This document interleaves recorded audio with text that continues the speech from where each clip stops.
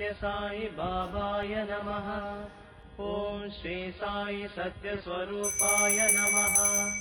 ओम श्री साई सत्य धर्म परायणाय नमः।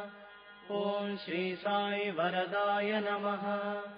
ओम श्री साई सत्पुरुषाय नमः। ओम श्री साई सत्य गुणात्मने नमः। ओम त्र्यंबकं यजामहे सुगंधिं पुष्टिवर्धनम् उर्वारुकमिव बन्धनान् मृत्योर्मुक्षीयमामृतात्।